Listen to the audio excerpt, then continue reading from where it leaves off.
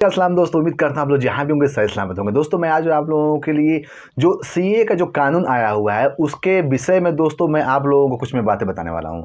जी हाँ दोस्तों, बहुत सारे ऐसी पार्टियां हैं जो जो केवल वोट बैंक के लिए आप दोनों को या समाज में रहने वाले जितने भी धर्म या मजहब को मानने वाले लोग हैं उन लोगों को लड़ाने का काम कर रही है। जी हाँ दोस्तों, बीजेपी ने सीए का कानून लाया क्योंकि बीजेपी के मैनिफेस्टो में सीए था, एनआरसी था। वह लाएगी आज या कल, लेकिन वह लाएगी ज़रूर और उसने लाया। बीजेपी के मैनिफेस्टो में 370 धारा थी हटाना का, उसने हटाया और किसी ने कुछ नहीं कर पाया। लेकिन दोस्तों वोट बैंक के लिए जिस तरह से बांग्लादेशी लोगों को, पाकिस्तानी लोगों को और म्यांमार से आए हुए रोहिंग्या लोग को जिस तरह से भारत में वोट बैंक के लिए बंगाल से लेके दिल्ली तक और दिल्ली से लेके पूरा आपके दोस्तों झारखंड तक भी, आसाम में भी बहुत सारे आप यूँ कह सकते हैं कि करोड़ों में जो बांग्लादेशी हैं, म्यांमार के लोग हैं, पाकिस्तानी हैं, घुसपैठिया आप बोल सकते हैं, वैसे लोग यहाँ पे कब्जा किए हुए हैं। और साथ में दोस्तों जम्मू कश्मीर में भी दोस्तों लाखों लोग वहाँ पे अवैध तरीके से भारत में छुप कर शरण लिए हुए हैं। और भारत सरकार इन्हीं सभी को जो छुपे हुए हैं, जो भाग कर आए हुए हैं या जो इलीगल तरीके से भारत में हैं, उन्हीं लोगों को हटाने का ही यह सीए का प्रावधान है और एनआरसी का है। दोस्तों सीए का जो कानून आया हुआ है वो आपको बता दें कि 2014 से पहले, 31 दिसंबर 2014 से पहले जितने लोग भारत आ चुके हैं और जो लोग अप्लाई कर चुके हैं उन्हीं लोगों को नागरिकता देने का इसमें प्रावधान है। दोस्तों इसमें उन्हीं लोगों को नागरिकता मिलेगी। लेकिन जो पार्टियां हैं, जो दिल्ली में बैठे हुए हमारे जो केजरीवाल जी हैं, उन्होंने दोस्तों एक अलग ही अपना धुन मचाए हुए हैं। वो कह रहे हैं कि जो पाकिस्तान से जो लोग आएंगे, बांग्लादेश से जो लोग आएंगे, उन लोगों को नौकरी कौन देगा, उन लोगों का खर्चा कौन देगा, उन लोगों को खाना पीना कौन देगा, रहने की व्यवस्था कौन देगा। और उन्होंने आज तक कभी भी ये सवाल नहीं किया कि जो बांग्लादेश से जो आए हुए हैं 7 करोड़ जो शरणार्थी हैं या घुसपैठिया हैं, उनको कौन खाना दे रहा है। दिल्ली में उनका एक अलग से कैंप बना हुआ है, कैंप बना के बैठे हुए हैं। म्यांमार से आए हुए हैं, म्यांमार से रोहिंग्या कैंप बना हुआ है, सारी सुख सुविधाएं ले रहे हैं लोग। एसी मिला हुआ है, फ्रिज मिला हुआ है, कूलर मिला हुआ है, लाइट उन लोगों को माफ़ है, बिजली फ्री उन लोगों को मिला हुआ है, रहने का व्यवस्था मिला हुआ है, सारे सुख सुविधाएं दी जा रही हैं केजरीवाल सरकार के द्वारा। लेकिन जब बीजेपी ने सीए का जो कानून लाया है उसमें जब एक खास वर्ग को हटाकर जब उसने और जो वर्ग के लोग हैं, जो माइनॉरिटी जो लोग हैं बांग्लादेश और पाकिस्तान, अफ़गानिस्तान से, जैसे हिंदू हुआ, सिख हुआ, ईसाई हुआ, पारसी हुआ, जो ऐसे कम्युनिटी हैं जो वहाँ पे जिनको धार्मिक उत्पीड़ना उन लोगों को झेलना पड़ा है। आपको बता दें कि आप लोगों को बांग्लादेश, अफ़गानिस्तान और पाकिस्तान तीनों इस्लामिक कंट्री है, वहाँ पे इस्लाम का फॉलो किया जाता है, इस्लामिक कानून वहाँ पे है। तो अगर आप इस्लाम को मानते हैं तो आपको तो वहाँ पे प्रताड़ित नहीं किया जाएगा आपको, क्योंकि आप इस्लाम को मानते हैं। 18 से 23% तक की आबादी थी पाकिस्तान में हिंदुओं की, जो घटकर 1 से 2% हो गई है। अफ़गानिस्तान में 7 से 8% थे, वहाँ पे मुश्किल से 5-6 घर बचा हुआ है। 14 से 15% थे बांग्लादेश में हिंदू, इस वक्त 6 से 7% बचे हुए हैं। आखिर हिंदू गए तो गए कहाँ? उनको मार दिया गया, उनको कन्वर्ट करवा दिया गया, उनको धर्म परिवर्तन करवा दिया गया, उनको बहन बेटियों का बलात्कार किए जाते हैं, उनके घरों को तोड़ दिया जाता है, उनके घरों को कब्जा किया जाता है।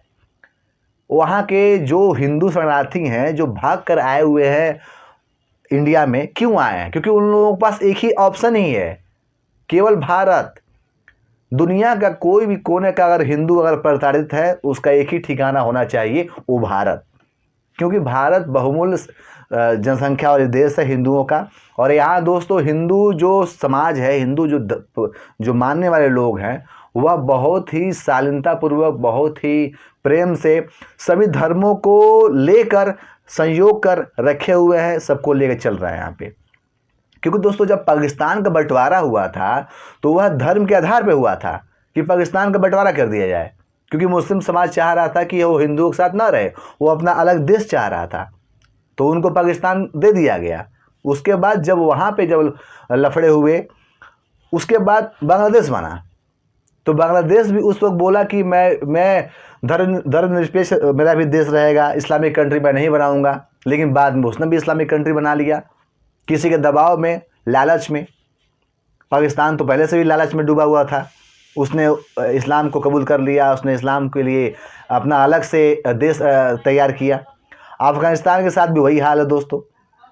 लेकिन मैं आपको बता दूं कि जिस तरह से हिंदुओं को वहाँ पे प्रताड़ित किया जाता है, वहाँ मंदिरों को तोड़ दिया जाता है, वहाँ पूजा पद्धति नहीं की कर दी जाती है, वहाँ पे हिंदुओं को एक बराबरी में बैठाकर खाना नहीं खिलाया जाता है। बर्तन उन लोगों के लिए अलग होते हैं, पानी पीने के लिए बर्तन अलग होते हैं, खाना खाने के लिए अलग होते हैं, बैठने के लिए अलग होता है। इस तरह से वहाँ पे भेदभाव किया जाता है। तो क्या लगता है आपको वहाँ का हिंदू समाज क्या करेगा? भगेगा ही ना। जिस तरह से उन लोगों को वहाँ पे छोटी छोटी 12-12 साल लड़कियों के साथ बलात्कार कर लिया जाता है, 12-12 लड़कियों को साल वहाँ पे उनकी उम्र की लड़कियों को वहाँ अगवा करके उनके साथ ज़बरदस्ती निकाह किया जाता है। और वहाँ का कानून के हिसाब से कोर्ट में अगर आते हैं सब केस लड़ने के लिए, तो वहाँ पे जज खुद बोलते हैं कि उसके साथ शादी किया है तो उसको रहने दो। ऐसा तो कानून है वहाँ पाकिस्तान का। तो वहाँ के हिंदू क्या करें सब? कहाँ जाएँ सब? किससे गुहार लगाएं सब, जब कोई सुनने वाला नहीं है? तो वहाँ पे उन लोगों को एक ही जगह सुनने वाला है, वो है भारत। सीए के कानून में दोस्तों भारत में आए हुए जितने भी शरणार्थी हैं, जो माइनॉरिटी के, उन लोगों को नागरिकता देने का कानून है। आप लोग किसी अन्य पार्टियों के खिलाफ जाके, किसी अन्य पार्टी के नेता के पक्ष में जाके, उन लोगों को पक्ष में उनकी बातों को फॉलो करके आप लोग कोई भी ऐसी गलत कदम नहीं उठाइएगा जिससे आपको आने वाले समय में समस्या हो। और आपको मैं बता दूं कि सीए के कानून से जो भी यहाँ नागरिक है, चाहे हिंदू समाज का हो चाहे मुस्लिम समाज का हो, किसी की नागरिकता छीनने का कानून नहीं है, नागरिकता देने का कानून है। तो आप लोग किसी के बहकावे में बिल्कुल मत आइए। आप लोग किसी के बहकावे में आके कुछ गलत कदम मत उठाइएगा। सरकारी प्रॉपर्टी को नुकसान मत पहुंचाइएगा। अगर आप लोग सरकारी प्रॉपर्टी को नुकसान पहुंचाते हैं तो सरकार आपसे ही वसूल करेगी। तो प्लीज़ आप लोगों से मेरा गुजारिश है कि आप लोग बिल्कुल भी ऐसी गलती ना करें। केजरीवाल, ममता बनर्जी ने ठान लिया है कि वह सीए का खिलाफ करेंगी। सीए उनको पसंद नहीं है। ममता बनर्जी ने बोल दिया कि हम लागू होने नहीं देंगे, क्योंकि ममता बनर्जी को वोट बैंक की चिंता है, केजरीवाल को वोट बैंक की चिंता है। केजरीवाल ने दिल्ली में करोड़ों लोगों को बसा लिया है, करोड़ों घुसपैठिया बैठे हुए हैं, वोट बैंकिंग के लिए वो बैठाए हुए हैं, कोई दिक्कत नहीं है। आज वो परेशान हैं, दर्द चिल्ला रहे हैं हर जगह जाके कि क्या कहाँ कौन रखेगा, कहाँ रखेंगे इसको, खाना कौन देगा, नौकरी कौन देगा, काम कौन देगा। 7 से 8 करोड़ घुसपैठिया है पहले से ही बांग्लादेश और रोहिंग्या। तो उन लोगों के समय में इन्होंने आवाज़ नहीं निकाला कि उन लोगों को कौन रखेगा, कहाँ रखेंगे, कौन नौकरी देगा, कौन खाना देगा।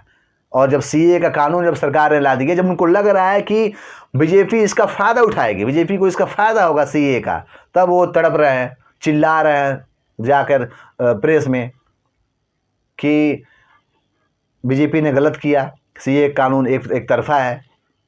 तो दोस्तों आपको क्या लगता है कि सीए का कानून गलत है कि सही है? आप लोग कमेंट करिए। आप लोग जनता जनार्दन हैं, आप लोग को मालूम होना चाहिएगा कि आपके वो एक वोट से ही आप किसी को चुन सकते हैं, किसी को गिरा सकते हैं।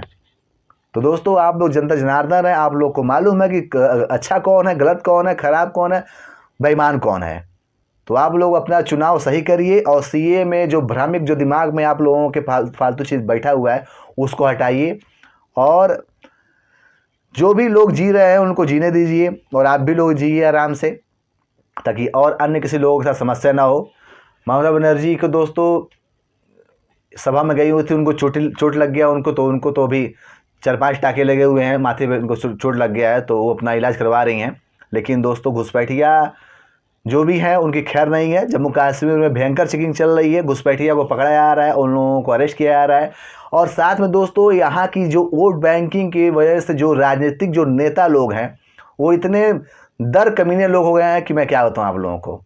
वह केवल वोट बैंक के लिए जो भी घुसपैठी आया हुआ है भारत में, बांग्लादेश, पाकिस्तान और म्यांमार का, उन लोगों का Aadhaar card, ration card, voter ID, bank का पासबुक, पासपोर्ट तक बन चुका है फर्जी। और कौन बनाया है? यहाँ के राजनीतिक पार्टियां जहां भी रुकी हुई हैं, चाहे कश्मीर की हो, चाहे बंगाल की हो, चाहे दिल्ली की हो, केवल वोट बैंक के लिए वो लोग अपना उसका सारा डॉक्यूमेंट्स रेडी करवाते हैं सब, ताकि उन लोगों को वोट मिले। उसके बाद आने वाले समय में वही जो जिसके लिए वोट बैंक के लिए आप लोग रास्ता तैयार कर रहे हैं, वही लोग आने वाले समय में भारत की संपत्ति को नुकसान पहुंचाएंगे, भारत की संपत्ति को आगजनी करेंगे सब, वही गद्दार लोग। तो राजनेता लोग सुधर जाएं, राजनेता लोग जो काम कर रहे हैं बहुत गलत कर रहे हैं। आप भारत की जो अखंडता है उसको नष्ट करने का काम कर रहे हैं। मुझे उम्मीद है कि जितने भी भाई लोग मेरा वीडियो देख रहे हैं वो लोग समझ गए होंगे मेरी बातों को। दोस्तों, अगर आप लोगों को मेरी बातें अच्छी लगी, सच्चाई लगे आप लोग, तो वीडियो को कमेंट करिए और लाइक करिए। और अगर आप लोग मेरे वजह से किसी को अगर तकलीफ हुई हो तो उसके लिए सॉरी, बट जो सच है वो सच है। दोस्तों, अगर आप लोग नए हैं तो मेरे चैनल को सब्सक्राइब करिए। मिलते हैं बहुत जल्द एक नए खबर के साथ। तब तक आप लोग ने ख्याल रखिए, स्वस्थ रहिए, खुश रहिए।